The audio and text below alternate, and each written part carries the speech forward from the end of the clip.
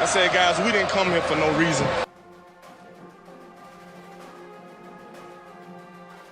Hey, my brother, put a smile on your face. Okay? Because Florida State, if we gonna do it then, we do it big. Let's go, baby. Here's the snap, handoff on the belly dive, and Stevenson's gonna try to root his way in. He breaks through, and he's got the 10, 5, 3, 2 yards, touchdown FSU. Yes, Marty Stevenson, senior playing his final game. I thought he was tackled to the line of scrimmage. Root hogging his way, and he broke into daylight, and he scores a touchdown.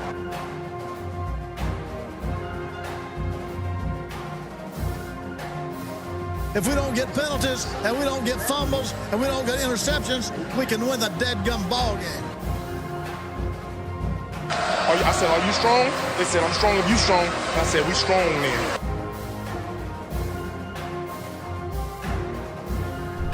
We going down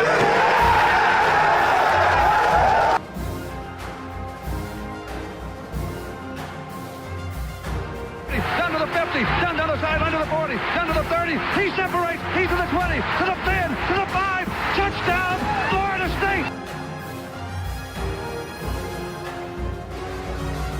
Let's party, Tallahassee.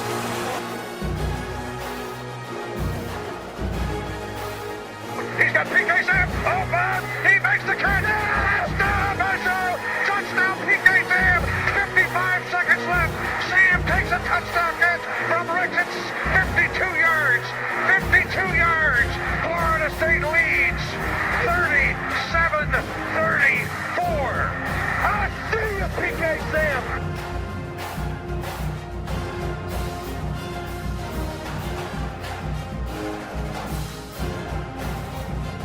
Shot snare, good shot, Knowles win, Michael Snare's triple with no time left. Florida State beats Duke 76-73. The little team that could just did.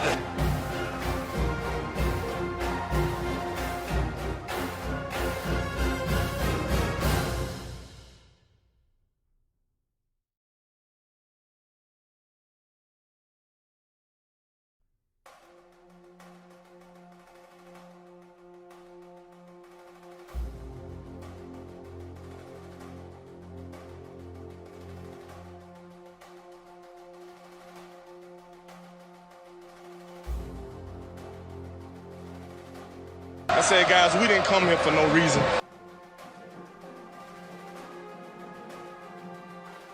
Hey, my brother, put a smile on your face. Okay? Because Florida State, if we gonna do it then, we do it big. Let's go, baby. Here's the snap, handoff on the belly dive, and Stevenson's gonna try to root his way in. He breaks through, and he's got the 10, 5, 3, 2 yards, touchdown FSU. Yes, Marty Stevenson, senior playing his final game. I thought he was tackled to the line of scrimmage. Root hogging his way, and he broke into daylight, and he scores a touchdown.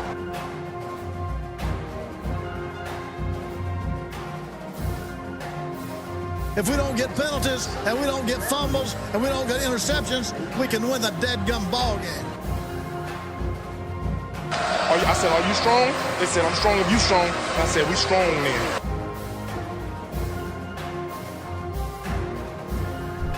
We going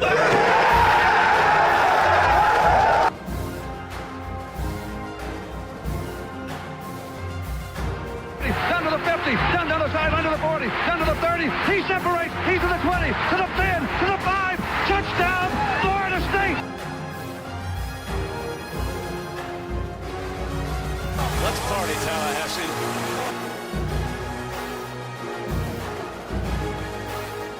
He's got PK Sam. Open. He makes the catch. Touchdown, Marshall. Touchdown, PK Sam. Welcome to Double Fries No Slaw. It is Sunday. What's today? December 13th. We're 12 days from Christmas. And FSU got a couple of Christmas presents this weekend. Myself, TJ Pittenger, co-hosts Freddie Stevenson and Richie Barnes. How you gentlemen doing tonight? And I'm great, man. Just came back from Tallahassee. Knowles got us a win, not only in football, but in basketball as well. And the Canes lost, the Gators lost. Florida State held it down for the state of Florida, man. We back, baby. Yeah, it was about as perfect a weekend from a sports standpoint as you could want if you're a Florida State fan, and throw in if you're a Tampa Bay Bucks fan as well, because they took care of business today. Dalvin Cook looked good. Definitely want to shout him out. But yeah, I'm definitely jealous you guys got to get the VIP treatment up in Tallahassee, it looks like, from the photos I saw. So I hope y'all had a good time and excited to talk about the events of the weekend. Yeah, it was a heck of a weekend. Shout out to my guy, Mike. He's actually a UCF fan, but he tweeted me this or asked me this question about halfway through the Florida game. So we had beaten Florida that morning. We beat Duke. Miami lost their basketball game to Florida Gulf Coast, and then they lost their football game, pretty embarrassing, to UNC. We'd obviously beaten Florida in basketball, and then Florida was losing, and he tweeted me and said, has that scenario ever happened before? Has Florida State won in both major sports and the other two rivals lost? And I said, I don't know, but I don't think so, because there's just not a lot of crossover where you have all 6 teams playing at the same time. The seasons don't cross over. So I did a little research and found out they didn't. And so for the first time in history, don't let your other fan sites out there that just copy people's tweets get away with the credit for this. Shout out my guy Mike that deserves the credit for this. And then I was the one that ended up posting it with a shout out to him. First time in history that Florida State football and basketball both won, and the Gators and Canes lost in their 2 big sports. Well, gymnastics is big for UF too, but in the 2 sports that everybody focuses on. So a great weekend, a great Saturday. Freddie and I had a lot of fun up in Tallahassee. I knew that Richie was kicking himself the whole weekend, like following along with what we were doing. But it was a lot of fun, and it worked out really, really well with just me and Freddie there. So you're not invited to the next one we do. Like, you just need to go, you need to go hit some balls at Topgolf. You need to drink some more IPAs in Orlando. Like, you need to stay home. Yeah, man, I'll take one for the team. But, it was had a good time getting up early, made some pancakes and bacon and turned on to the Florida game. And a little later, I'm going to do my basketball minute. And that's more for fun and, corny puns and all that stuff. But it wouldn't feel right if we don't first mention Keontae Johnson, the UF basketball player who collapsed on the court in Tallahassee coming out of a timeout. He spent the night in TMH. The latest update we have is he's critical but stable, and they hope to transfer him to Shands in Gainesville here in the near future. His family just went out to Tallahassee today, I believe. And just thoughts and prayers with that young man, his family, his teammates, the Florida program. It was you guys were there, and I didn't see it until obviously we heard about it, but I saw someone posted the GIF of when it happened, and I'm immediately like, take that down, man. No one needs to see that. We don't know his condition. But all we can do is send love his way and to him and his family. So I definitely wanted to mention that before we get into the meat of things tonight. Yeah, I mean, Freddie can speak to it too. Freddie, I don't know from a player's perspective if you have anything that kind of comes to your mind, but I've never, and I've been to a lot of sporting events, a lot. Like I did hundreds and hundreds, from high school to pro, right? And I've never seen something that scary at any sporting event that I've ever been at. And then you factor in the fact that we had really good seats. We're right there by where it's happening, and there's like 2,000 people in the arena. So like you literally, like I could hear Gene Deckerhoff. I could hear his radio call. Like he's the only person in the arena that was talking. That's how quiet it was. There was nobody in there. But anyway, yeah. So it was one of the scariest things that I've ever seen. Like my stomach, every time that I thought about it for the rest of the day, my stomach was in knots. Man, he wasn't moving at all. And the way the players were reacting and you're sitting there watching it, I thought he had like passed away there right on the court, man. It was super scary. He left with his eyes closed and his head kind of the side. And glad that he's at least in stable condition. I know criticals, means that he kind of still, for those that don't know, still requires the supervision like constantly. But stable means that his vitals are all in a good place. So hopefully he'll continue to improve and get better. But man, it was definitely creepy. I mean, it was definitely scary, and I mean, it took the wind out of the game for a little while. shout out our fans when, Florida's players were pretty upset. You could tell the whole arena was pretty upset. And when Florida State was still in the huddle and Florida came back on the floor and they were huddling up on the logo at midcourt, our fans gave them a pretty nice round of applause, a pretty nice show of support. I've turned over and said that to somebody else. I've never seen, a rival cheer when the other team came back on the court. But you could just sense the gravity of the moment. And anyway, yeah, prayers up to Keontae Johnson. I don't want to keep going on it, but obviously very impactful. And before we do anything else tonight, definitely want to shout him out. Freddie, I did want to ask you that. Like, were there any close calls that you remember, like playing or being at or anything like that, where it was like that bad? I mean, I know guys get hurt all the time and get carted off, but they usually like raise their hand up and it's an ACL or something, and they're fine. It sucks, but they're fine. Yeah, I don't think we ever had a situation when I was playing where a guy passed out or like got knocked out, and it was a situation that dire. But yeah, I've never seen anything like that. So, and when it happened in the game, I kind of missed it. The guys were yelling, and I'm thinking maybe they're trying to rush inbound the ball fast or something because it was so quiet in there at the moment. I didn't know what was going on, and then I saw the guy, and it was just a scary moment. And for those guys to come back out at that point, I didn't know if they were going to even play the rest of the game, and I wouldn't have blamed them if they didn't. But for them to go out and play that game, Florida State and Florida, that was tough. You've seen both sides, especially Florida. It was bothering them. The Florida State guys, it bothered them. So the first 5 to 8 minutes, you could tell guys were still shaken up by that. So it was definitely a tough moment, and prayers go out for him and his family. Yeah, and I'll just say, kudos to Leonard Hamilton. He did approach Mike White and UF and said, "Hey, we completely understand if you do not want to play this game out." I would have been perfectly fine with it. It felt weird watching the game, knowing what had happened. But apparently UF, their players really wanted to go out and finish the game. And, again, kudos to everyone involved for how they handled it. Yeah. So prayers up to Keontae Johnson again. We all felt like it was super important for us to do that before we now turn our attention to trolling UF for the rest of their weekend past that. But yeah, no, super grateful that, he is still with us, because that, again, was my number one concern, and hopefully he just continues to improve. And just, the last thing I'll say is in prayers for not only his teammates and coaches and staff and friends, but his family. His family wasn't. I mean, his parents had to be flown in and stuff, and they weren't there. And just, Fred, I know you can relate to this, but like as a parent, I couldn't imagine.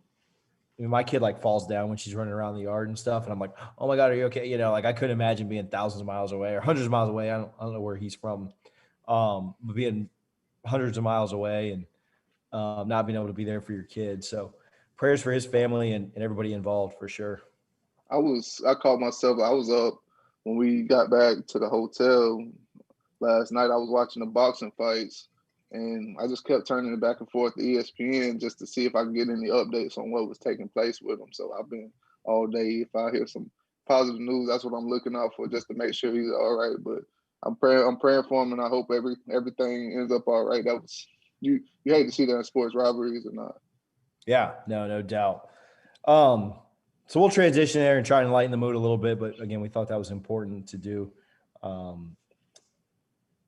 Speaking of being in Tallahassee, if you are in Tallahassee still, or if you are up there full time, you can hit either Guthrie's location. I drove by both of them. I didn't go at either time because I had so much food this weekend that I just couldn't force down a gut box. But Double Fries No Slaw brought to you by Guthrie's in Tallahassee, 1818 West Tennessee and 2550 North Monroe. Hit them up and make sure you get a Double Fries No Slaw box.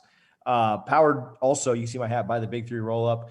I am making some edits and some changes to our merchandise website with the Big Three Roll Up. I added Double Fries hoodies last week. Those are up and available, as well as t-shirts. It's cold outside. We're making some switches with our merchandise website, and should greatly improve the time that things have been taking to go out. We're kind of switching around some things with suppliers.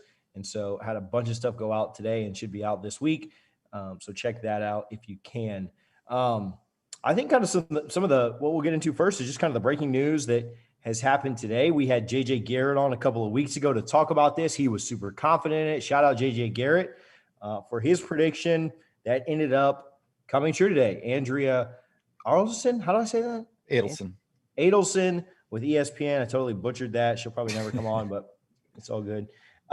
Andrea broke the news today, and then Mackenzie as well tweeted that Mackenzie Milton would be joining the Florida State Seminoles this upcoming season as a grad transfer. So in a pandemic year, in a year that we had 2 wins, now 3, haven't had our best season, Mike Norvell lands a big-time transfer at Florida State. I hate to go crazy, but Florida State is going to have the best quarterback in the state next year. You guys agree with this? I do. The last time he played, he was in the same conference as the other returning quarterback that we think is coming back down in Miami last year. And he had a much better season than D'Eriq King did. Gruesome injury, obviously. The health is the caveat there, but it's a huge pickup. As soon as he announced he was transferring, we started hearing rumors, but we hear that pretty much any time an offensive lineman or quarterback enters the portal, some Florida State fan starts rumors. Oh, they're coming to Florida State. And this is a guy that you have to think would have had some really good options and probably could have had more if he had waited. But I think he's eager to just get to Tallahassee, enroll in January, and hopefully they can have a spring. And I'm excited. I think it was a huge pickup. Freddie, what were your thoughts? Yeah, without a doubt, if he bounces back from this injury and is at least 80% of what he was, like, that's going to be the best quarterback in the state of Florida. Just the showcase what he was able to showcase while he was at UCF, being a winner, a leader, a guy that rallied that team together. His precision in the pocket, being able to make plays out of nothing, that's something that this team needs, having a guy with experience. I know we have some guys back there, but there are a lot of young guys. So we're bringing a veteran into this locker room that knows how to win. That'll be great for our football team, and I think they'll take a major step with him back there. I think so much of it's going to come down to, and I think Freddie asked this when JJ was on, is his health. And Richie made a good point when we were chatting off there today, is that it's going to be so much mental, right? And Florida State being able to protect him and him having the confidence in his O-line. But when he was on, he was insane. Harlan got in the chat today as well and was just saying, man, his highlights are just unreal. And they are. UCF was really, really good that year, beat a good Auburn team in the, I want to say it was the Peach Bowl. Yeah. Fiesta. Mm-hmm. Yeah. I knew it was a New Year's Day bowl. I remember where I was watching it, but ended up beating them. And that'll be the thing, right? Is, there are some injuries where guys come back and they're never the same. I remember when, my favorite athlete of all time, Kobe, got hurt. And I mean, that it was in the end of his career and that Achilles kind of ruined him, right? Like he's never the same after that. And so if Mackenzie can be, if Mackenzie can be like whoever just said 80% of what he was there, it's going to be really, really good for FSU. Now, Florida State still has to do good things around him, right? Still has to protect, still has to improve weapons and run the ball well and things like that. But there's a lot of optimism around it. There's a lot of excitement. And so, I'm excited to have the best quarterback in the state. It's been since, 2016. So let's not go crazy with it, but yeah, so it hasn't been that long, but it has been a couple of years. So anything else on the Milton announcement? What does this do for Chubba Purdy? What does this do? Is Jordan Travis probably moving on? Like, what are you guys' thoughts there? So I think I'm just being overly optimistic. I think both will stay. I think Chubba, I heard his high school coach on a podcast before the season, and he was saying how he really wanted him to get a redshirt year. He didn't want him to play this year. And he said that he would be okay with that. So I think Chubba, he's patient. He knows this is only 1 year with Milton coming in. And I'm sure Norvell's going to say, hey, you can still compete for the job, but we're not bringing him in as a guaranteed starter. We like what he does, and we think he could start for us, but that doesn't mean you can't. Jordan Travis, it's a little tricky because, man, even with Milton, if Milton is healthy, he's definitely the best quarterback on the roster. But But Jordan Travis is showing that you got to get him on the field somehow. He's one of your most dynamic playmakers, regardless of position, that we've had, since Dalvin left. I think Travis is just so shifty. He can run the ball. So even if we get Milton, I'd love to see Travis, throw him in the slot for a few plays or put him at running back for a few plays. I don't know. I would hate to lose him because I do think he's a playmaker. So it'll be interesting to see what he does moving into the spring. I have a follow-up there and then a question for Freddie. I'd love to see some packages with Travis. Kind of like what – this is a terrible comparison, but kind of like what Mullen does with Emory. I just think Mullen does this like the stupidest times possible. Like they'll have driven like 70-yard trask and they'll be on like the 15-yard line and put Jones. And I'm like, why are you doing? Like you did it last night against LSU, which I can't wait to talk about that. But hopefully something like that, but just smarter, like just not as – idiotic, right? Not predetermined that on the third drive you have to get him in. No, you go 3 and out twice and need a spark, then do it. Not after your quarterback's driven you 70 yards and gets done. Freddie, we've talked about the Everett Golston transfer, and I know it's different with a different coach and different things like that.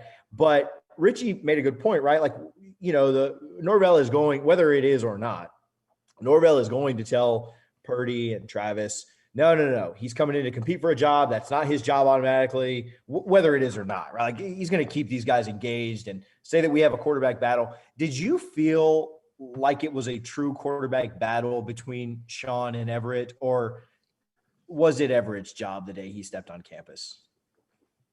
I think we all knew it was Everett's the day that he stepped on campus, but with the situation, he was kind of forced into that role. He couldn't pick up the offense. So we knew it was only a matter of time before Sean would take over. So, it was Everett's job coming in from day one, but we knew if he ever slipped up and made a mistake that Sean would get his opportunity. So McKenzie may be in a similar situation, and it's ability on his end, and I don't think he'll have an issue. He played for Frost. I don't think he'll have an issue picking up offense. Yeah. It's just about his health. That's what it comes down to. Yeah, and it's a little different now. I mean, obviously different coaches. The transfer portal makes things much, much more different. If Travis or Purdy think they can go somewhere else and get a chance, they will. Back then, guys didn't really transfer. Like you wouldn't have expected Sean to transfer even then. So it is a little different for sure. But I just wanted to kind of get your take, and I agree. If he can get over the injury and he's healthy and mentally checked in and everything, he'll be in good shape for it. Any other thoughts on Milton before we get to some of Saturday's action, guys? Yeah, the last thing I'll say is I think you need to give Norvell and Dillingham credit here. Nebraska is in about as bad a shape as we are right now, and they are in desperate need of a quarterback. And Scott Frost picked up the phone and said, hey, let's bring the band back together. But he, despite living in Hawaii, he'd been in Orlando. He still lives in Hawaii. That's where he's been the past week. That's a great pull because you're able to say you sold him on something like, hey, you saw what my offense looks like when I have it rolling at Memphis. That's how I want it to look like with you. And Milton bought in. So kudos to Norvell and Dillingham for making that happen. Absolutely. Kind of touched on that during a pandemic year, during a year where we've won twice as many, or we lost twice as many games as we've won. Very impressive to pull that. I hate that it's so close to early signing day, but maybe that makes a positive swing your way on early signing day. Gus Malzahn just got let go from Auburn. I could see some transfer or some kids decommit there. We don't get into the really, really nitty gritty of recruiting, but if that sways a guy or two your way, then, certainly is welcomed. You also talked about, I'll back up one more thing. You also talked about Chubba getting a red shirt. I mean, technically got a red shirt this year just because of the pandemic. So we'll kind of see what he does next year. Obviously, he could redshirt again, or he could kind of get some. I mean, hopefully, just get some mop-up duty. Hopefully, we're just blowing people out again, like the old days. I'm not last night. We got not predicting that just yet. Woo. No doubt. So hopefully, that can kind of be part of it as well. And then past the pandemic, I mean, you still get your 4 games to play and still be able to redshirt. At this point, I could not imagine that Chubba Purdy is here for 6 years. But if he is and he's balling, then let's roll, So there was a game. There was a game that Chubba Purdy got some mop-up duty in. Florida State played, and I'm sorry, Tate Rodemaker got in. Sorry.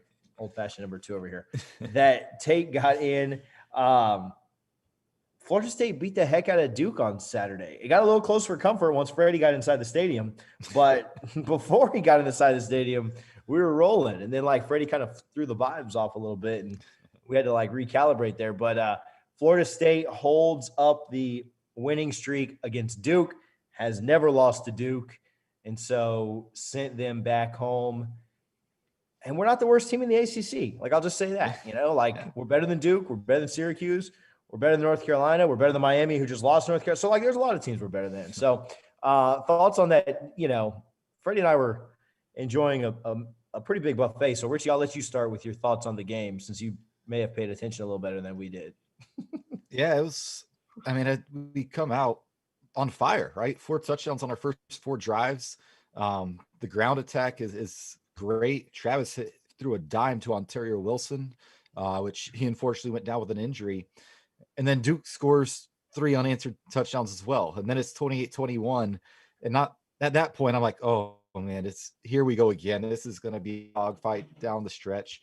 But shout out to the defense for getting a turnover, knocking out Duke's starting quarterback. And, they changed the game, which I certainly wouldn't have expected that. The rushing attack was phenomenal all night, 324 yards from all sorts of players, including walk-ons getting in there. I saw Trayshawn Ward get a few carries. But yeah, I was nervous when it was 28-27. And then it was good to see the team, because in previous years, 28-21, but yeah, their opponents, Florida State would fold in that situation the past few years, but instead they fought back and then build the lead back up and, basically blew them out.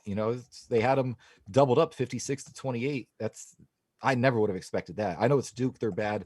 We're not great either. But Freddie, what are your thoughts from inside the Champions Club there? Yeah, I come in and I'm watching everything on the ESPN app. I come out, I forget my mask, so I'm walking back and I have to come back to the stadium. I'm like, oh man, and they're blowing them out. It's 28-0. But as soon as I walk through the door, Duke scores again. I'm like, man, maybe I need to leave out. I'm bad luck. But I start getting nervous. But at the beginning of the second half, I think that play was it 3rd and 1. The quarterback's rolling out. Bryce is rolling out, and we've known this all year. Gant's a complete head hunter.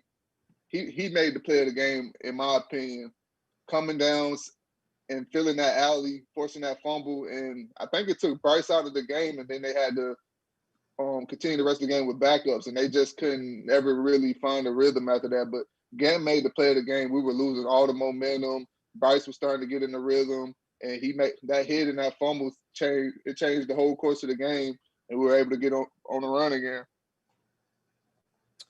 The end of the first half was so crucial. I don't know if this was more I don't know if this was so much us making plays as it was just God looking out for us, but Duke had 3 holding calls in a row that took them from 1st and 10 on the 18 with 37 seconds to go with 42 seconds to go, back to 1st and 40 on their own 48. And Bryce throws 2 incompletions, and then they end up just kneeling it. And, man, the way that drive was going, it really felt like Duke was going to take it in there and tie the game up at 28 all. They weren't able to. They come out the very next drive, Freddie was talking about this, and fumble the ball away. Massive hit leads to a fumble. Florida State scores 2 plays later, and you're up 14 again. Duke has to punt after going 3 and out, and Florida State scores again to double them up. Once it got up to 42-21 with the backup quarterback in, obviously you felt pretty good about Florida State's chances there. My biggest takeaway is I'll go back and, talk about what Kirk talked about, right? Like, it's not so much the wins and losses, it's the way the guys played. And when Duke went on a 21-0 run, or when Duke was cut it to 28-21 and had the ball driving, man, that Florida State team a month ago would have quit. That Florida State team earlier in the year would have quit. Florida State team last year or the year before would have quit and lost that game. And so obviously I'm glad that we got the win. I'm glad that we were able to finish. But just the fact that they didn't quit, just the fact that they fought for each other is so massive. Jordan Travis obviously makes the entire world of difference. Having him on the field, he is incredibly special. And it was, obviously, I don't know that we win the game without him. I mean, he's just that much of a difference maker for Florida State. And so massive win. And Florida State's in a position now. It's going to be tough this weekend if we end up playing. But Florida State's in a position now where they get to 4-6, and we've had 3 ACC teams bag out of bowls already. They're better than Duke and they're better than Syracuse. And so Florida State's inching their way up to being like in the top half of the ACC by the end of the year. And so we may end up going bowling. So I don't know what's going to happen, but, very fun game to be at. A little bit of drama, not too much, but a little bit of drama in the first half. And then glad that we were able to just beat the heck out of them there in the second half. Well, I think it's kind of what you touched on, how the team kept fighting and gave effort. And we touched on this last week, that if you're a player still on this team, still showing up, still going to practice, getting ready for these games, it's because you want to be there. Even if you're not going to be here next year, look at a guy like Hamza Nasruddin, man. He had an outstanding game, 9 tackles, an interception. We know he's going to the NFL. There's really no reason for him to play these games right now, but he wants to be out there with his teammates and wants to go out there for Coach Norvell. So I think that's an outstanding sign. Hopefully, again, Duke is really bad. They're one of the worst Power 5 teams in the entire country. But when's the last time Florida State did that to a Power 5 team when they were supposed to? They just haven't, and they weren't even really supposed to. They were favored by 5 points at kickoff. So just really good, really encouraging to see. And that would be awesome if we can upset Wake. I do think they'll be favored by about a touchdown or so. We'll see. But again, the players still playing. They want to be here. So shout out to them, man. I can't imagine still giving that kind of effort, given everything that they've been through since March. What are your thoughts, Freddie? Yeah, without a doubt. I think it's major for this team. I know I've seen in press conferences Norvell speaking on how we need these reps over the past few weeks. I didn't know if we're going to play, and I kind of got nervous heading up. Like, man, I hope this game doesn't get canceled. But then it got played, and I agree with TJ, man. This team, when it was 28-21, I'm like, oh, man. Like, you start thinking maybe Duke's going to come back and we're going to go back to the old ways, and they somehow sneak out a win on us.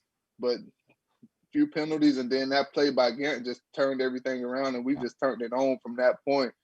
They could have easily put the heads down and started bonehead penalties, bonehead mistakes, but they didn't. They continued to fight, and we started making plays and found a way to win.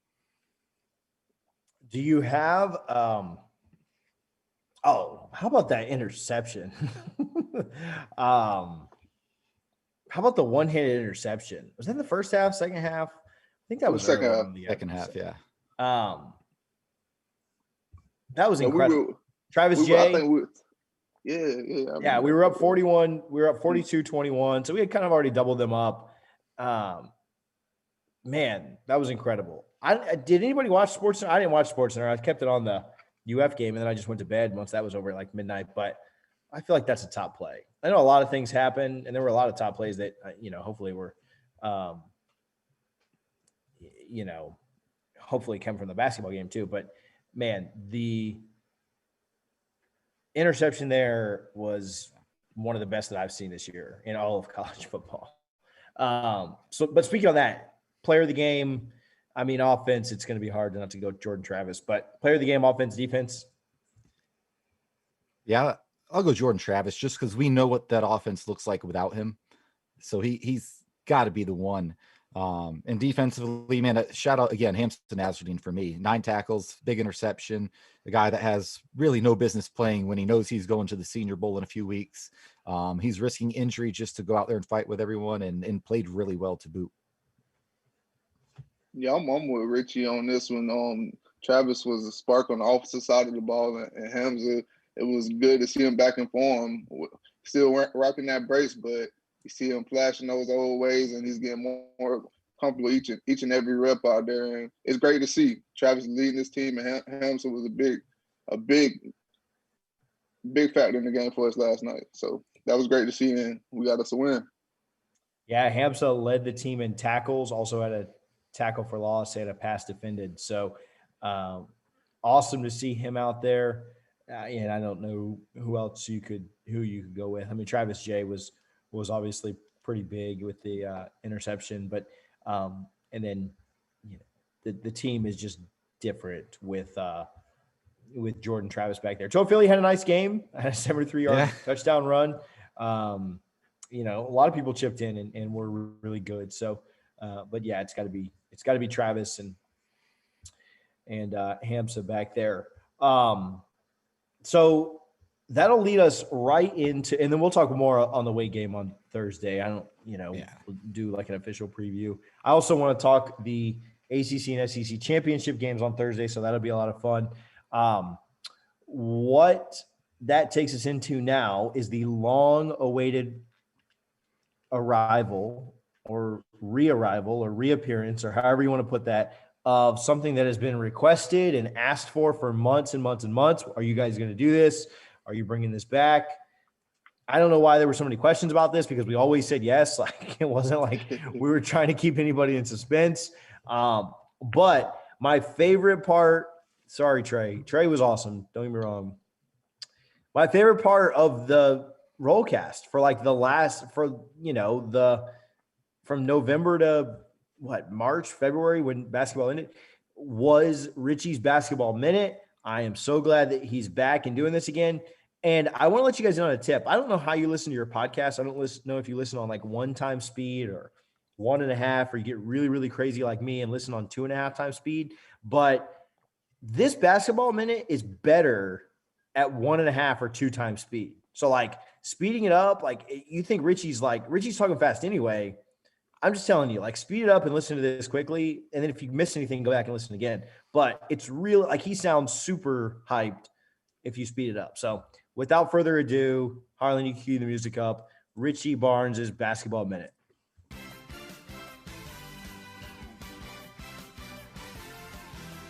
It was a great week for the Fighting Hambones, and it all started Wednesday night when the Tribe took part in the ACC Big Ten Challenge against the Hoosiers of Indiana. Florida State got off to a hot start, taking an 8-2 lead following a Raekwon 50 Shades of Grey drive-in dunk, but this one would be a back-and-forth affair all night.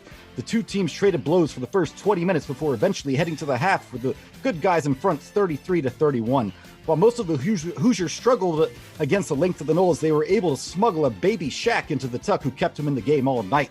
Trace Michael Jackson Davis was a monster in the middle, going for an impressive 25 and 17 on the night, giving Florida State fits for most of the contest. The magnificent MJ Walker was assertive in his 41 minutes of action, leading the way with 19 points, including a massive three from the logo with 51 seconds left in regulation, right before the game would eventually head to overtime. There were just 12 total points in the extra period, but none bigger than the final two. Freshman phenom Scotty Barnes took the inbound late, drove the length of the court, hit Indiana with a Euro step before floating one off the glass with 1.8 seconds to play, looking at Indiana's bench and asking, "Who's your daddy?" Noles win 69-67. Then on Saturday, it was Father's Day in Tallahassee as Leonard Hamilton welcomed his son Mike White and the Florida Gators to the TLC-CC. Early on, it looked as if the Tribe's win streak of 6 straight over the Lizards was in jeopardy, as the school out east could not miss from deep. The second-rate Scotty Lewis that is, would end up dropping 19 on the Noles, most of them early.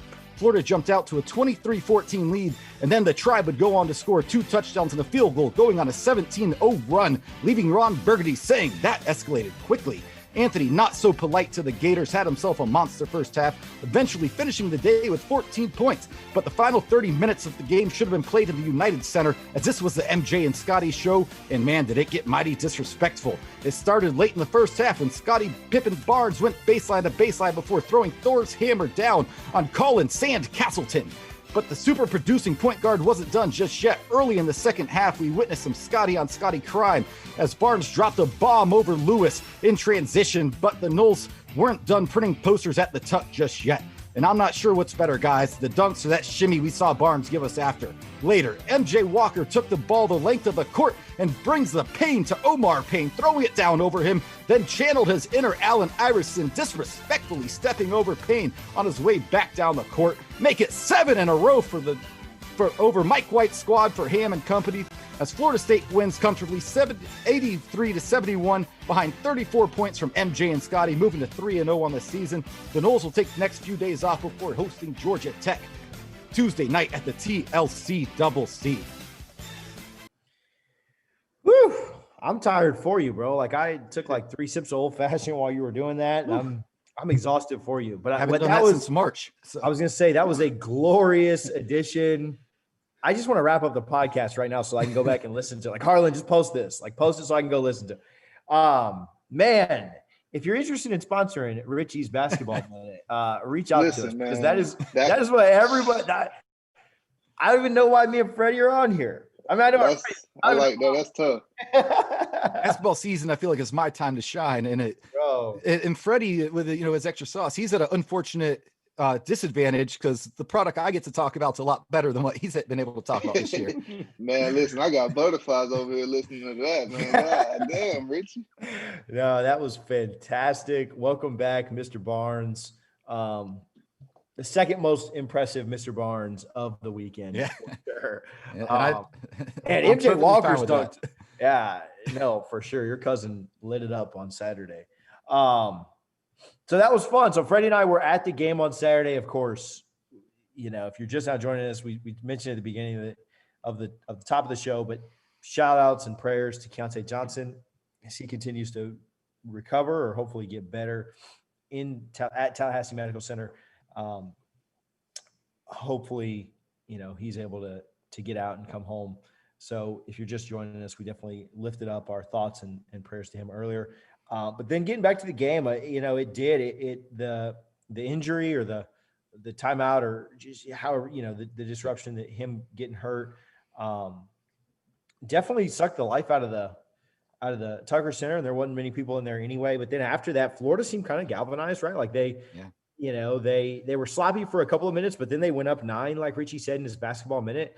And when they were up 9, our offense was just out of sorts. Like our offense just had nothing going. The defense wasn't super strong. Their offense wasn't great either.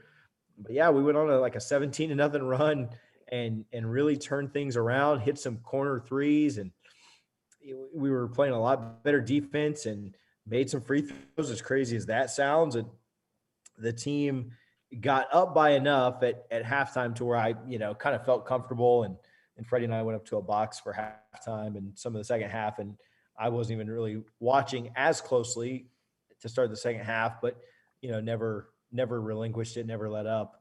I'll tell you when I was watching was when we were putting people in posters, MJ and Scotty and everybody. Oh my goodness. I mean, you want to beat teams, but when it's the rivals, like Florida, Miami, obviously when we play Duke, Carolina, teams like that, man, it felt good to beat the heck out of them. And the Tucker Center got loud at times. It was a pretty small crowd. It wasn't very packed, but they got loud and they got excited when some of those dunks were going down. Freddie, what'd you think? Yeah, I think early on we struggled on finding the rhythm on the offensive side. We had a lot of issues on the defensive side, communicating, a lot of bust on the defensive side. But once we got that little run, things started opening up on the offensive end. And then it all started from the defensive side of the ball. We were able to apply pressure, get a few turnovers, and then a few fast break scores. And then now we're getting a rhythm on the offensive side of the ball. And Florida was just never able to recover the rest of the game.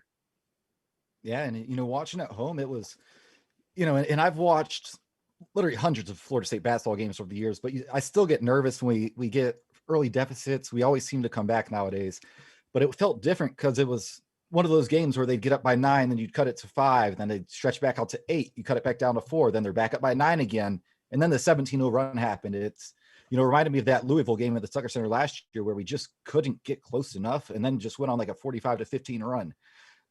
It was a lot of fun to watch. And man, Scotty, I think that was his mentality coming into this game because I know he missed the first one early, but he about put someone on a poster the first 2 minutes of the game, draws the foul, and then puts 2 other guys on a poster. And then MJ said, hey, let me on the action. Like I mentioned, Anthony Flight was outstanding while the team was struggling. He made several threes early on to, keep the game close. And like Freddie said, the defense is really what did it because a lot of that was in transition off turnovers. And, just a fun game. And once they took that lead, you felt good.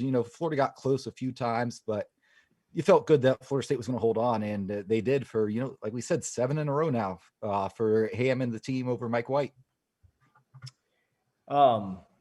Man, when we went up there and we knew we were going to both games, I mean, both spreads were close. Florida State was only, a 2.5, 3-point favorite in basketball and then 5 in football, and football's been letting us down. I was really concerned with Florida State's offense after that Indiana game because I just thought it just didn't look very good. And I said this on the air that Florida had put 90 up on Boston College. Not that Boston College is some world beater or anything, but 90 points in a college basketball game. And I was worried about their offense just being a little farther ahead than ours. And felt good to walk out of the TLCCC with a win.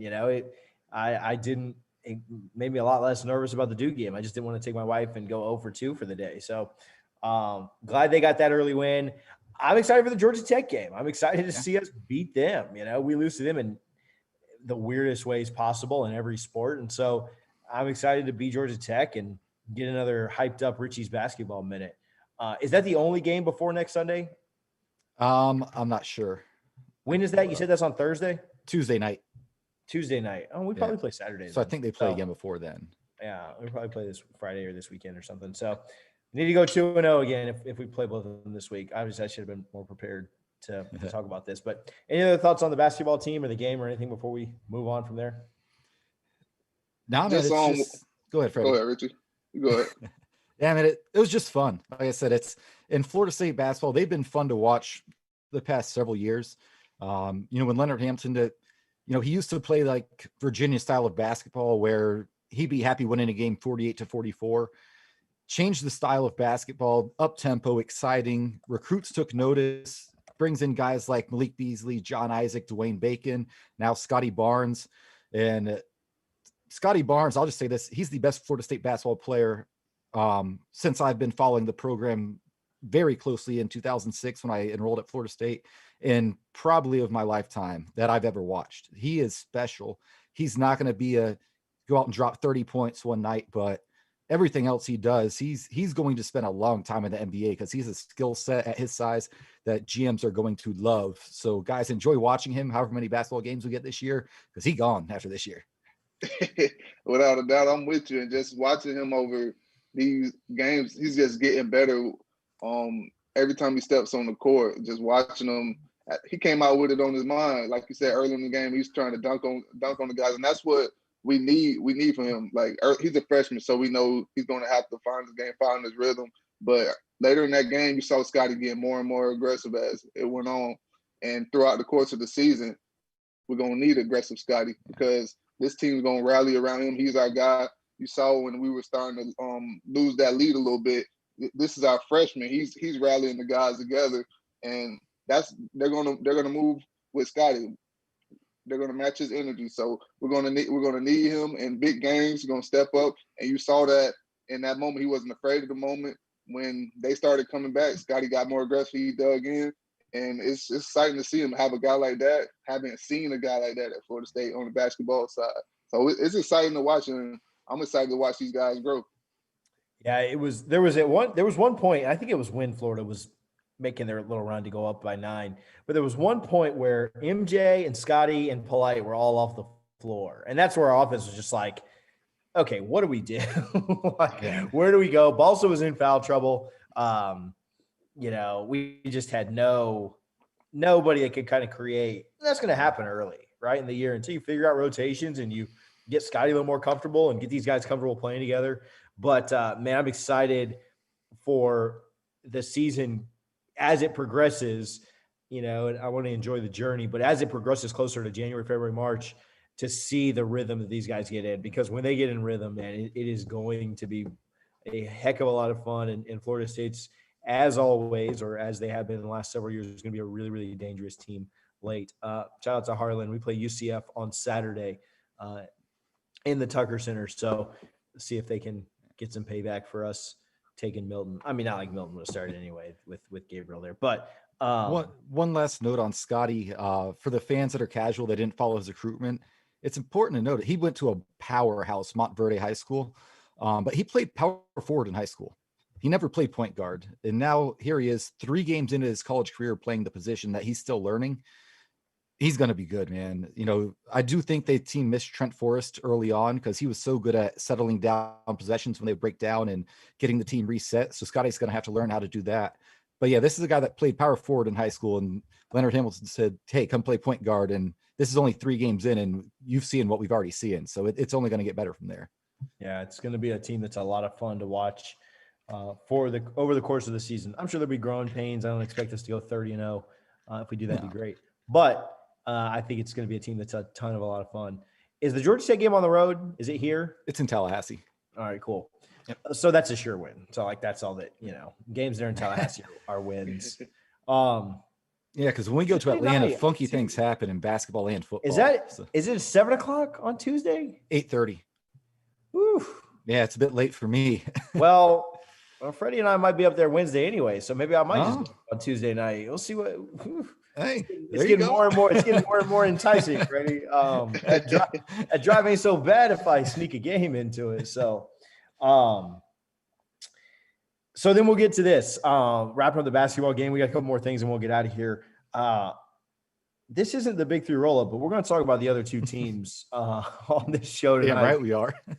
The weekend was just too perfect. Saturday was a great day. Let me just tell you, now I have kids and like I've chilled out a little bit in my life, and I didn't, you couldn't tailgate this weekend anyway. We went and sat at midcourt about 15 rows up and had great seats for the basketball game. We got invited up to a box. Yeah. Halftime. No, just wait. I'm telling you. We go to the football after the game. We just went back to the hotel room and chilled a little bit, watched a little bit of the Alabama game, and then we walked over we drove over to Doak, and we were in the Champions Club for that, and it was just fantastic. But my wife looks at me after the game and just said, like, after the FSU game, was like, "Man, I liked this way more than when we used to come to Tallahassee like 4 or 5 years ago." And I was like, when we were poor, like had cheap seats and I just got like hammered every day. Of course you like this more. Like we were acting like adults and like people were hooking us up all day. So of course you liked it. Like I was like, that's not like really a profound statement that you like sitting, in better seats than, like my broke butt. So anyway, Florida and Miami did not fare so good. Miami was we won't spend as much time on this, but Miami was a massive favorite in basketball, lost to Dunk City, lost to Florida Gulf Coast University in hoops while we were beating the Gators. I won't give them too much crap for their basketball loss, losing one of their key players, but both those teams lost. And then we will make fun of their football teams though, because I don't have any, they ain't got no issues over there. Miami, I think as we're recording this, North Carolina just scored another rushing touchdown. As we're talking, Miami gave up a 60 burger to North Carolina, a 60 burger, not to Clemson, not to Bama, to North Carolina at home. Well, home's relative when you are Miami, but a 60 burger. Florida, have we given up 60 yet this year? I don't think so, right? We never gave up 60 this year. We gave up 50, right? But like not 60. Hey, the best thing I saw was someone tweeted at Kev, who's the host of the Storm Surge, who's from the 561. He's like, man, North Carolina's 2 running backs were 7 yards shy of 561 yards. How do you feel about that? Yeah, no, that's, oh my goodness. I remember our loss we lost to Lamar Jackson really bad when Freddie was here. But he was a Heisman Trophy winner, and that was just like a perfect storm. That was the worst loss and the most yards that Miami's ever given up in team history. And so just absolutely embarrassing. A team that was pounding their chest and saying, hey, we're 8-1. We've only lost to Clemson, who's, probably going to be in the playoff. We're for real, every year we're back. And it was the jury came back on that one. And Sam Howell was the judge and the executioner and everything else. Did you guys get to see any of it? Because I know you were obviously at the Florida State game at the same time. Did they have it on at the Champions Club? How were people reacting? Yeah, I didn't know what was going on until like late in the fourth quarter. I went on Twitter to tweet something, and I saw the stat sheet, and I was like, "There's no way they got this many rushing yards. Like this has to be fake." Like, And then I started watching it on the ESPN. I'm like, these guys really can't stop the run. They were on the same play over and over again. Over and over again. Like, it's like high school out there. And all I got to say is Fundraiser State University, Florida State, they call us Fundraiser State. In a COVID year, we didn't have spring. We had all these issues, new coach, new system, guys opting out from left to right, transfer portal. Nobody put up a 60 burger on us. And we beat North Carolina. So I don't know, man. They got to figure it out over there, man. Hey, and then we may need to raise some money for those guys because it doesn't look like they need to start a GoFundMe or something to get them some ACC championship rings because it's not happening. And their roster takes a massive hit after this year. Even if King does come back, they're losing pretty much all their good players. They do have a couple good guys in the recruiting class, but no like immediate contributors. So yeah, man, that gives hope for Florida State because the transfer portal can find you some wins. And we're going to need that too. But yeah, that was glorious watching that game and seeing that 62 points. Like, oh man, that felt great. Somebody Kev, I don't know if you guys, you have to go to patreon.com/big3rollup for this one, not our Patreon, but you can listen to Same Energy Sunday, which was fantastic today. I listened to it on the way home from Tallahassee. And Kev has been talking about like, hey, we're just going to keep turning out content. We're just going to keep doing pods and stuff. And he just tweeted something about how many pods should we do this week. And somebody replied, it was his brother, just replied back, you should drop 62. so they're on his throat, man. They're not letting off. Then we move up the state about 6 hours and away from Tallahassee about 2 hours. And it wasn't quite a burger, but maybe a more embarrassing loss. Florida came out and laid an egg in so many ways against LSU, an LSU team that came into the game with like 54 scholarship players. The SEC threshold is 53. At 53, you don't have to forfeit the game, but that's where the SEC says, like, if you get to 53 or below 53, you can or not forfeit, but you can postpone it or cancel or whatever. We won't make you play with 52 or less scholarships. So they're literally right there on the threshold. Had a couple guys get hurt during the game, so they definitely went under during the game. And a true freshman quarterback, son of FSU legend Brad Johnson. I don't know about FSU legend, but Super Bowl champion Brad Johnson. He's a legend. I ran into him at Ken's, and he had his Super Bowl ring on once when I was in school. Oh my gosh, so. I thought I was embarrassing going to Ken's when I was like 25. What's he doing there? But anyway, LSU comes out and beats UF. Kyle Trask has 3 turnovers in the first half. Second half, Florida's offense just couldn't get going. And then obviously we've all seen and watched the meme of the shoe toss a million times. But Florida takes a loss, and their slim playoff hopes are virtually dashed, and that is over. Kyle Trask's slim Heisman hopes are also probably dashed unless something pretty crazy happens at this point. So we were all out of our games, and Freddie, did you go back to the hotel after? Did you guys go out partying? What'd you guys do? We went to Proof, and I watched it there on the big screen at Proof Brewing. There were some Gator fans in there watching it. I was having a pretty good time watching them sweat. But where did you guys watch the game? What did you guys do? We were finna head back out, but I turned around. I'm watching the game. I hit my girl. I turned around. She knocked out. I guess that's dead. But I got a question. What Florida? This is for the equipment staff. Like, do y'all guys not give the guys the equipment they need to have at the school? Because this guy, he's stealing shoes off people's feet and trying to take them home with him. What's going on with the equipment staff over there at the University of Florida? That's my number one question. You got guys stealing shoes, costing themselves opportunities in college football playoffs over some shoes. Florida, y'all got to make sense of this for me. I don't understand it. Yeah, man, I was so when the game started at my wife's Christmas party at Topgolf. So as soon as Florida State was done, I made sure to switch it over because her immediate boss is actually a UF fan. And we were having fun with it, man. I was getting a little reckless in between, drinking some beer, hitting the buffet, and just hitting bombs off the tee.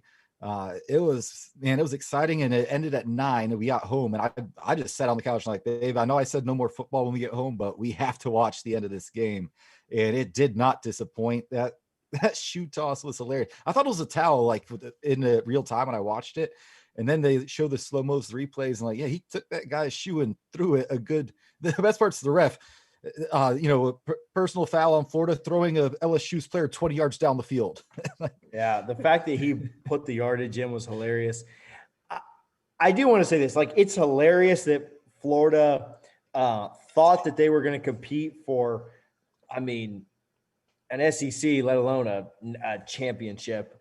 But Florida has looked bad for the last month, or at least looked like kind of mediocre, right? Very slow starts against Vandy, Missouri, Kentucky, Tennessee, another one against LSU where you go down 14-7 and then throw another turnover. So Florida just got what was coming to them. If it wasn't this week, it was next week. If the shoe toss doesn't happen, Alabama just beats them by 50. There might be another 60 burger this weekend when Alabama meets the Gators. But I think it just speaks to just the fact that Florida's best win came with Stetson Bennett at quarterback for Georgia. And Florida fans do not like this, but I think if JT Daniels is the quarterback there, it's a totally different game. And I think that Georgia's got a pretty good chance, and that game kind of goes either way. Florida may still win it, but I don't think they win by 18 or whatever it ended up being. And so Florida was kind of fool's gold for a lot of the year. And real quick, TJ lost to a team that, even though Florida's fool's gold, LSU still shouldn't have beat them with half their team out. Everybody left. Their offensive court. LSU's not good. LSU is bad. And they were a 23-point favorite. Richie, go ahead. I was just going to say, heading into this game, the teams Florida had beat had a something like a 347 win percentage. Like, they've not beaten anybody good unless you count Georgia, which that's a good win. But the rest of their wins have been just terrible opponents. And then to come and lose to a 3-6 team, and if we're being honest, LSU legitimately, if you look at advanced metrics, has the worst defense in Florida State. So Florida fans don't want to hear it, but man, I almost wish we were lining up this weekend. I see why they dug that smoke. I don't quite know about that one, bro. They dug that smoke, man. Hey, I'm still riding high off this weekend, man. Again, if you're a Florida State fan of football and basketball, with Florida and Miami being your main rivals, you had an outstanding weekend. And then and Florida State has fans of every NFL team: Bucks, Dolphins, Jags, Steelers. If your NFL team won too, man, great weekend. Florida. Okay, so I want to ask this too. Mullen, I've never seen a coach take less responsibility than Mullen does. And also have less accountability. But did you see his quote on the Marco Wilson throw? He said, "I went back to watch the play, and he made the tackle. Part of the football move, the kid's shoe was in his hand, and he kind of jumped and celebrated with his teammates. So it's pretty unfortunate in that situation. I don't think there's any intent to taunt." So he totally – there's one thing of not throwing your kid under the bus, but when everybody in America watched him do something stupid,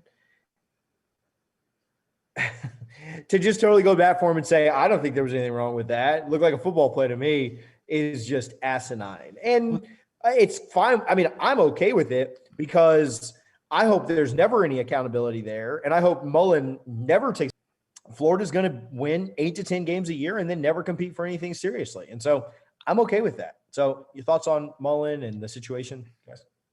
He is terrible when you put a microphone in front of him and he's flustered and isn't sure how to answer it.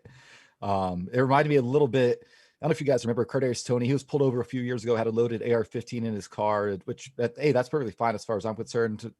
Pro 2A, but we're not getting into politics or anything like that. But Mullen said the next day, this is from an article on Saturday Down South. Mullen said he has a no weapons policy, but also noted that players are allowed to own guns. He just puts his foot in his mouth all the time. And I love it. And, he did this a lot at Mississippi State, but no one really cared because it's Mississippi State. But now at Florida, you have a national spotlight on you. Everything you say is going to be scrutinized. And he's constantly, I don't know who's worse, him or Dabo, because they both just say stuff that make you cringe. Freddie, what'd you think? What'd you think of Jimbo? What would Jimbo have said to the media if you ripped someone's shoe off on a special teams tackle, threw their shoe 20 yards downfield, and you lost the game and a chance at a national title because of it? Man, Jimbo would have ripped your ass on. Like, man, it wouldn't have been a question about what Jimbo would have said, because on TV, you would have seen him going off on the player on the sideline. Like, they would have felt bad for the kid on the sideline. But yeah, Mullen, he said some weird stuff. Like, for him to say that, it's like, is he just confused? Is he lost? Because he not only throws the shoe, he gets up and flexes on the guy and stands over him. Like, so I'm trying to see the film that Dan Mullen saw. All I'm gonna say is whatever his plug sold him is working, because he's completely lost out there. Dan Mullen, yeah, that's an interesting guy. Yeah, Florida fans love the snark and everybody hates us and stuff, but like everybody doesn't hate Florida. Like there's no, it's not Florida State in 2013. It's not Ohio State over the last couple of years. It's not Clemson or Bama. Like nobody really cares. And so he goes into this, like, everybody hates me. I got to stand up for my guys. And people are just like, no, we just want to know why you're dude through the shoe. Like nobody hates you, bro. Like we just want to know what's going on here. And I can even remember, like we all remember when Jameis came out in the full uniform against Clemson, and Jimbo just looked like, dude, I'm going to kill you right now. And that all got caught on tape. And Jimbo did a good job of like not throwing his guys under the bus, but also not saying that they're just like innocent little perfect angels as well, right? Like I can remember after that one in the press conference, Jimbo was just like, hey, it's a miscommunication, happened. We corrected it. He went back in and changed out of uniform on the sideline. But he also didn't say like, oh no, there was nothing wrong with that. Like that was totally fine. Like he kind of like split the middle. And that's what Mullen could have done here. Hey, he was celebrating a big play, totally lost his cool, and just did something boneheaded, and we'll correct it internally and move on and play Alabama this week. Like that's all he had to do. But for him to come out and say, oh, it was a football move, like Florida fans, and that's the thing, like we'd have gone to bat. We went to bat for Jimbo, like with everything he did for years and years and years. Florida fans are not going to bat for, like they are literally saying Mullen's making it worse by saying this is a football move. So anyway, I'm all for anything that makes either one of those programs just, hit the absolute tank. So playbook, we're saving it for Bama. Now you're 17.5 point dog to Bama. So you better open up that playbook, guys, because this has a 2017 Miami season feel to it, where they got up to number 2 in the country by beating a bunch of bad teams, ended up losing to Pitt, so the LSU could be their Pitt. Bama's gonna roll Florida, and then Florida, if they drop the bowl game, man, imagine going from thinking we got a shot to get to the playoffs to, damn, we got to make some changes because this ain't working. Florida better figure it out, because they've had more uniform combinations than Oregon this year. But next week they're running into a straight dog, and it's gonna get ugly. So y'all might look pretty out there, but it's 17.5. What side are you guys on? Bama colors. Yeah. I never bet against Saban. That's a lot of points, and if it stays on that side of it, of the half, like if Saban has a chance, Kyle Trask didn't look great, but he has been really good at times this year. Florida's defense isn't going to stop anything, but I can see Florida's offense putting up some points. And they should have Pitts available. So. Yeah.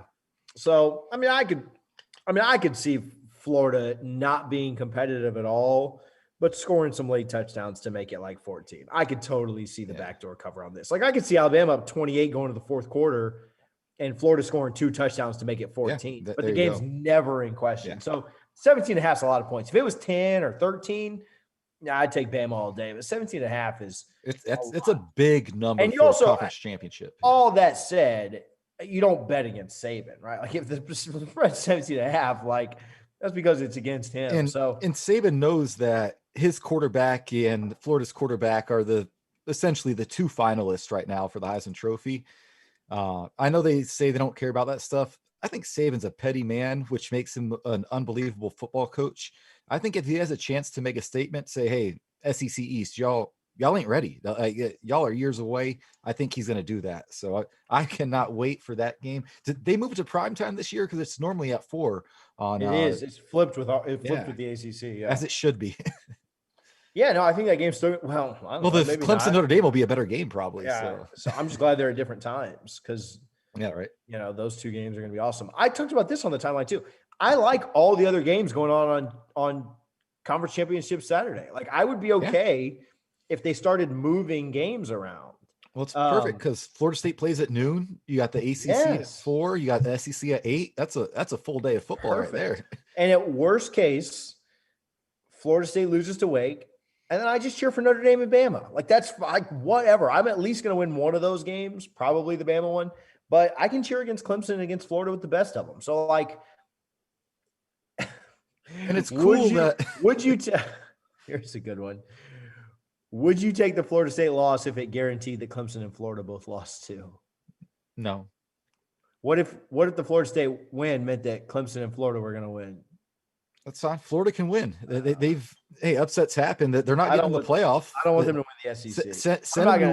Send them to New Orleans for the Sugar Bowl where they'll probably play Cincinnati. Like I don't care. I really don't want them to win the ACC, bro, or the SEC. Yeah. No, I just play our game gets canceled if that's the case. Yeah. Well, hey, you got Florida State, Florida. They're playing on championship weekend this year. Miami ain't. That's true. And if Florida State can find a way to win, and I can troll that win on championship weekend, we won on chasing the same day as the championship, then that'd be a lot of fun. What else do we have? What am I missing before we kind of hit on it a little bit, but we were going to talk a little Heisman. It's got to be Mac Jones to lose at this point. That shoe toss not only cost Florida their chance at a playoff berth, I think that probably cost Trask the Heisman Trophy. Plus, turnover Trask did turn the ball over a good bit early on, which contributed to that loss. But I don't know. What thoughts on Heisman, and then your top 4 for the college football playoff? Yeah, I think definitely. Go ahead, TJ. I was going to say I think it's Jones's to lose. I wouldn't be super shocked if like Devontae Smith had like a monster game if he got some consideration. It seems like a lot of people are talking on him. Yeah. The fact that he took a punt return back for a touchdown as well on that's huge. Friday or Saturday is pretty insane. They're buddies and they're teammates, and at the end of the day, they want to win the game. But I mean, if I'm Mac Jones, I'm not throwing him the ball in the red zone. and I'm probably making that joke to him too. Like, hey man, we're up, like we're beating these scrubs from Gainesville. Like, you ain't getting it. You better hope Saban calls an end around, and I might just kneel it. But I'm not throwing him the ball. But I mean, if he was to have like a 3 touchdown game or something insane, I think he could kind of get into it. But yeah, the only way I'd see Trask getting is it with like a 5 or 6 touchdown performance and a win over Bama, and then in that scenario, I do think he could still win it. I mean, he's still second, right, in the odds. I mean, he's not like out of it. Well, it helps Trask that Mac Jones is a favorite and one of his receivers is, top 3, right? Because there's going to be some vote splitting going on. We'll see. Freddie, who's your Heisman? If Florida loses, there's no way they're getting. No, but yeah, they've got to win, and that doesn't look likely. Freddie? Yeah, I think Mac he's the lead guy right now, but Richie, I'm with you. I know you've been big on Devontae Smith all season, and I think it should be some heavy consideration for him. What he's doing right now is just completely crazy, and I think he should end up in that top 2. It should be close between him and Mac Jones. Really, like you said, these guys are splitting votes, but he's the best player on that squad. Like he makes everything roll. I know that's his guy, but what he's doing not only on the offensive side of the ball, but in the special teams game, the return game, that's big. He's a dynamic player, and without them, it's gonna be tough for Bama. And I really think everything rolls with Devontae Smith. So I hope voters look at that. Yeah, and I think if the way I'm looking at it, man, if Larry Fitzgerald couldn't win it at Pitt, I don't think Devontae Smith can win it because Fitzgerald's last season was ridiculous. They give it to right now, the past, decade, it's the best quarterback on the best team with the exception of a running back getting it every now and then. So I fully expect Mac Jones to win it at this point. Speaking of Heisman, we were going to talk a little bit of college playoff. And since we've already talked about Dan Mullen kind of being an idiot when people put microphones in front of his face, he did it again. When they asked about Florida's loss and chance at the college football playoff last night, he said probably the best thing to do would have been to play less games because you seem to get rewarded this year for not playing.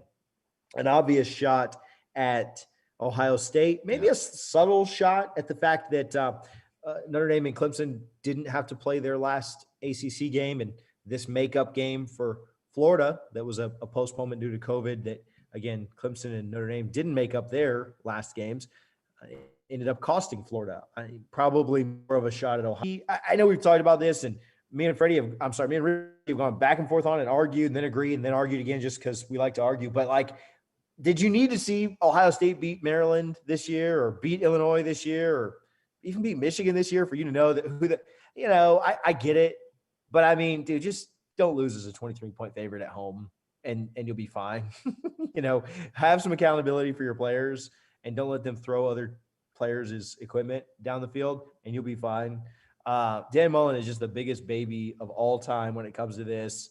And, again, instead of taking the road of, hey, we're going to go out and we're going to do our very best to beat the number one team in the country. And at that point, as an SEC champion and beating the number one team in the country, if they think we're worthy of getting in, we're going to get in. That's all he had to say. Like, that's all he had to say. And he's salty and bitter and just being a little, I won't say it because I try not to cuss too bad on here, but, like, he's just being a complete jerk and whining about the fact that his team got embarrassed on national TV. So all that said, I'll get your thoughts on Mullen and your playoff teams, but my playoff teams are Alabama, Ohio State's in. I think Clemson wins on Saturday, so they're in. And then if it's a close loss, I think they keep Notre Dame in. If it's a blowout, I think Jimbo and A&M get in as the 4 seed in a rematch with Bama. What do you guys think about Mullen's comments and your playoff teams?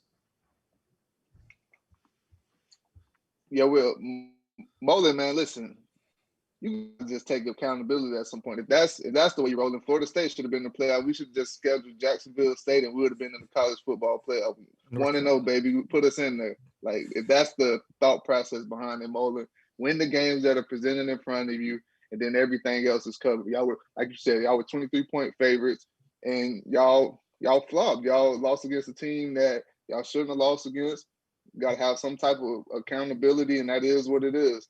Ohio State, no matter whether they played 3 games, 4 games, or 10 games, they made it clear that they're one of the best teams in the country. So that's not an argument you want to make. And for my top teams, of course, you got Bama number 1. I say Notre Dame gets in. If it's a close game with them and Clemson and Notre Dame ends up losing, they'll get in. Clemson gets in. And Ohio State, of course, I feel like gets in. But I agree with you. If Notre Dame gets blown out, then A&M will sneak in.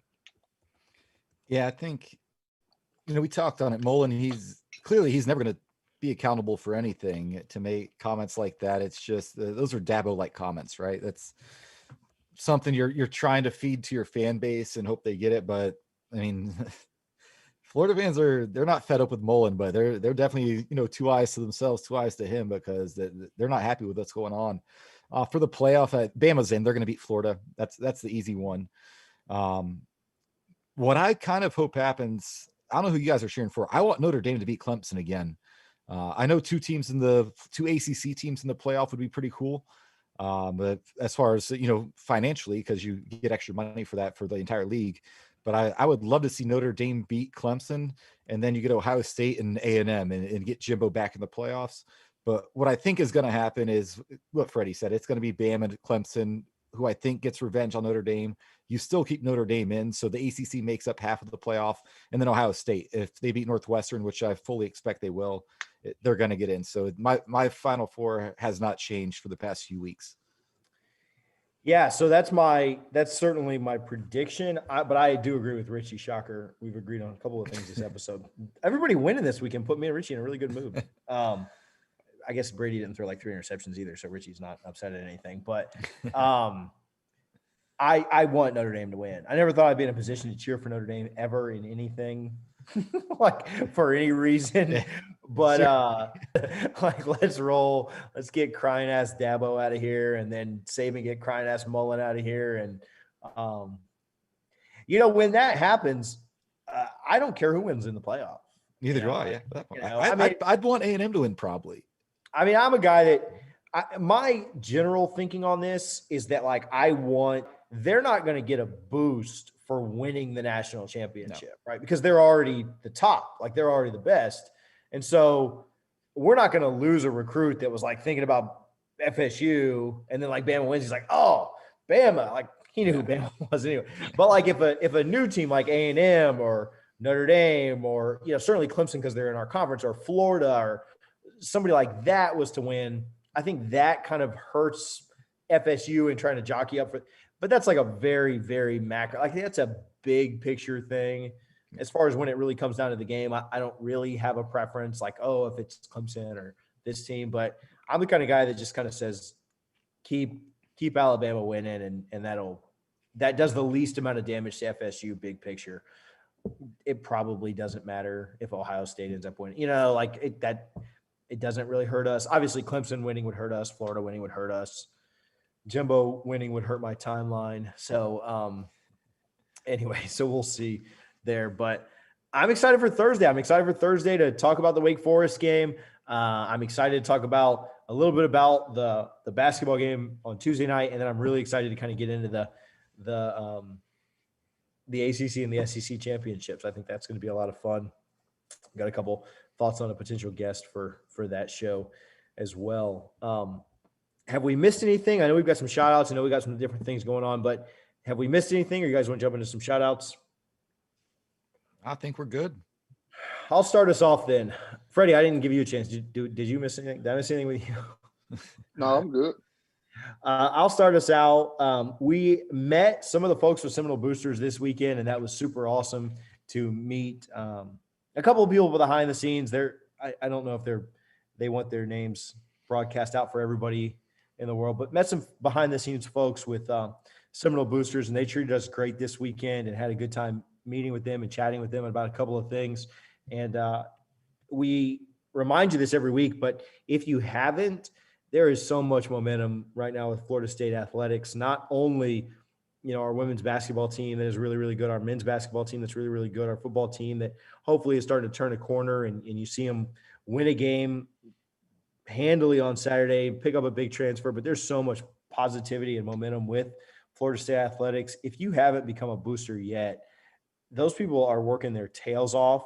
Most of them pulled double duty on Saturday, and they were at both games. So you can sign up to be a booster for just $5 a day. I will keep fundraising at Fundraising State University, and you should really kind of jump on that bandwagon. You can go to boosters.fsu.edu, and you can jump into the annual fund, the One Tribe Fund.